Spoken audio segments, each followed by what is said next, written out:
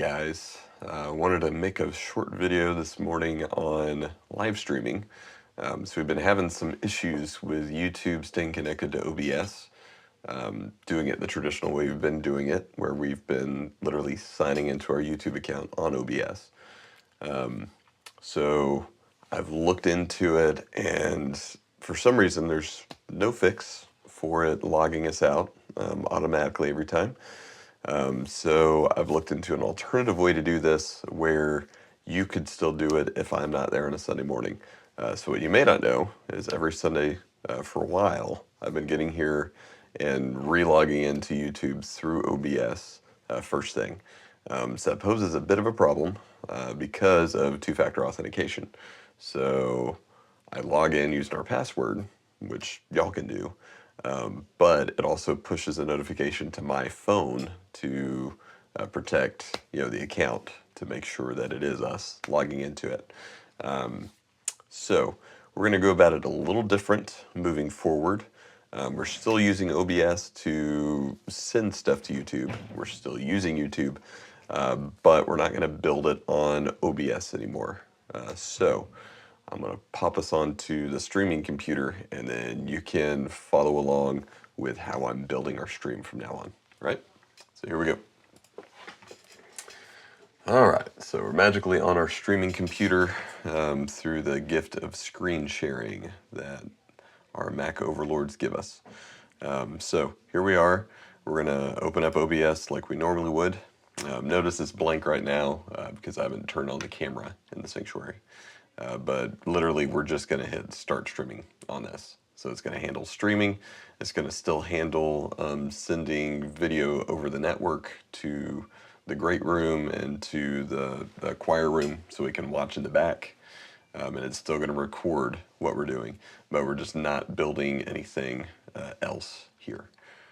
So we'll open that one. We'll open Safari. So we do need our online church, and it'll load.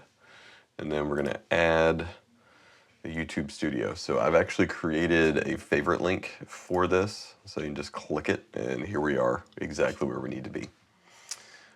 So instead of building and scheduling the stream through OBS, we're doing it on YouTube. So we'll schedule our stream.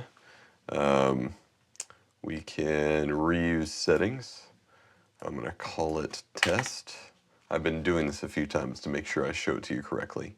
So we're already on the playlist. We're not made for kids. So this is one I've seen some of you guys leave on yes, it's made for kids. We're not made for kids. So that's looking for stuff to specifically put on YouTube for kids. It's a separate app and everything. So literally we're talking like puppet shows and stuff like that. That is not what we're doing. If we were literally having Melissa do like a kids lesson or something and that's all the video was, we would pop that over to yes, it's made for kids. But that is not what we do. So it's not made for kids. Well, next, nothing in here we need to worry about. And you'll set your normal time for 15 minutes before the service like you do. I'm going to pop this for 11:10 because it's right at 11:10 right now. So we'll create our stream. All right, so I'm looking down in my settings. I want it to automatically start.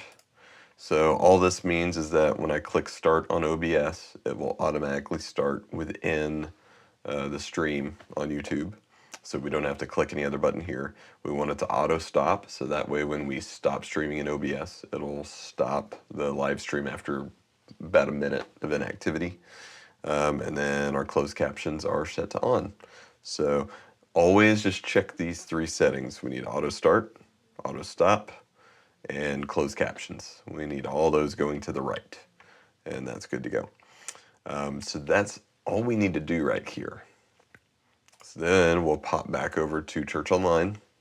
You're familiar with this side of it. We'll go to services, and you could just take 8:30 time and add your information. I'm going to create a new one for, let's see, 11:15 because 11's already passed. And then I'll add my content. So we'll call this test. Normally you'll make this for an hour and 15 minutes. because I don't want to keep a window open that long. I'm just going to set this for 5 minutes. We always set our people to chat 15 minutes before service begins, and we put start the video 15 minutes before the service begins. All right, so the embed code, this is going to change and just make it easier. It is right here on here. This is the same embed code every time. So it's pretty much like what our TV channel is on YouTube. So anytime we stream, this is technically where it lives. So you can just copy and paste that in. Put the rest of your notes. I know you guys like to put in what chapter verse sort of thing we're going to be in scripture, and we'll save that sucker. All right, because we did that, when we go to host tools, it has kind of that landing page already created on YouTube, right? If we didn't create the stream on YouTube, we wouldn't have this part. So from here, we'll go to OBS.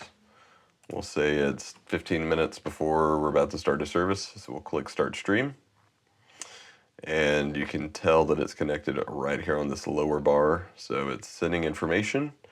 It's live, it's recording all at the same time, using very little of the computer's resources to do so, and it's not dropping frames. Fantastic. Cool. So I'm just going to pull that down out of the way. We'll hit play. Voila, we're there. So the stream is running exactly like it normally is. The biggest change is we're just not able to build it in OBS anymore. OBS is sending it, and it's getting connected, and it's correct. But it just changes our workflow a little bit. So when it comes to the end of the service, we'll hit stop streaming. And you don't have to do anything after that. It'll stop it for you. I'm just going to show you what it looks like in that tab. So it's like, oh no, there's no data coming anymore. Because we had turned on this auto start setting. It'll run for about a minute and then it will die. So I'm just going to let it sit here, and I'll fast forward the video while I'm sitting here.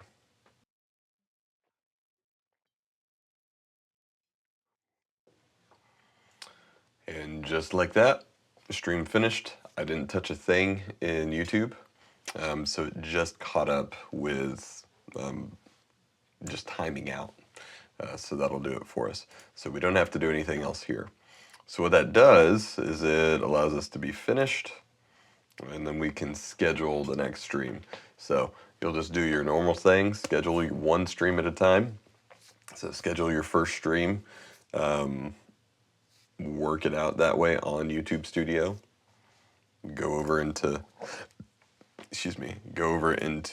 Church Online and create it in the Services tab like we normally do, and it'll be solid, nothing more. So I will create a checklist, kind of step by step, on how to do this as well. So I will change that out in your SOP book. So thank you guys. Have a great rest of your day.